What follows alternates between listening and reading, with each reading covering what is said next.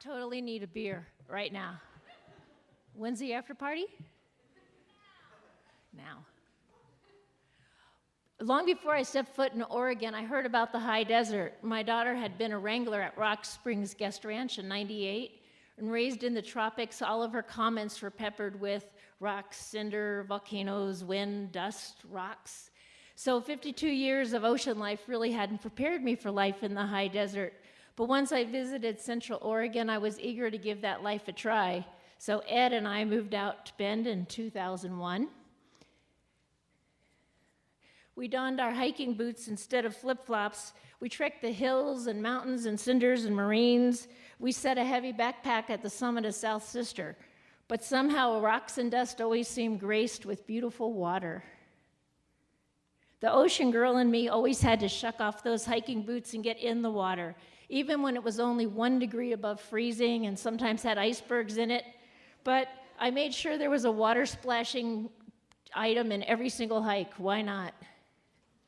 But I'd run around barefoot for almost 6 decades of life, and the alpine forests and the rocky ridges, they didn't really charm me, much like a river with blue dappled water running across the horizon. I had to get in the water. It seemed an easy solution. Just jump in there and get in the water. So my hiking career in the high desert was always a wet and wild adventure. And then came winter.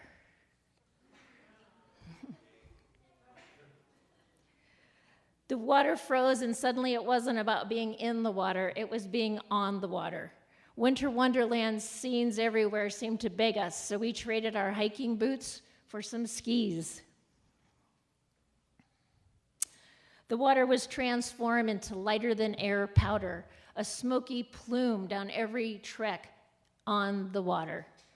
We became as crazy skiers as we were rabid surfers about 40 years prior to this. Dave Walks captured this photo of Ed on Mount Bachelor last winter. We traded our hiking boots for skiing boots, and it never made better sense than when the powder was waist deep and building.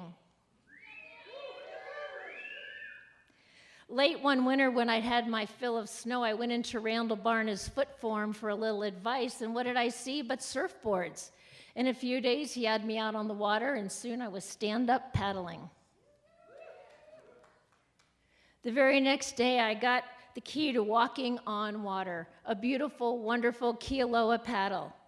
Unlike the boots needed to trek the hills, this paddle got me on the water, exactly what I wanted. I'd been on an all-day hike to the summit of South Sister, but it didn't really thrill me the way an all-day downriver hike. We went 35 miles with good friends, with boards, paddles, and a cooler. Yeah, beer. You might ask, why not paddle the whitewater the way Rick Wright, who did his best to teach me exactly that? He's highly skilled, full of good humor, and infinite patience. He did get me on an Eskimo roll and a couple of rapids. But whitewater is trickier, rockier, and scarier when you're tightly bundled in the boat. And if your feet can get trapped in the rocks when you tip over, I couldn't help imagining the head plant. The end. Ed and I got hooked on stand-up paddling. Hosmer, Sparks, Elks Lakes, they were all great. And the idea of paddling on the exact snow that had been powder several months before never ceased to amaze and hypnotize us. Stand-up paddling is more than the beauty of the water.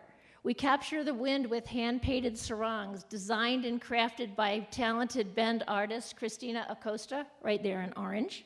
High desert water walking was never so graceful. Whenever I hiked on land in the high desert, I was a bunch of trips and falls and dust and dirt. But there's something poetically balanced about walking on the water that's tucked everywhere among the sage and the juniper in the high desert. While high desert hikes always took us far from town for the incredible views and vistas, walking on water is exquisite when we do it on nearby Mirror Pond or down by the old mill when the sunset turns the river to gold. Good friend Al Patterson walks on water that challenges balance and focus.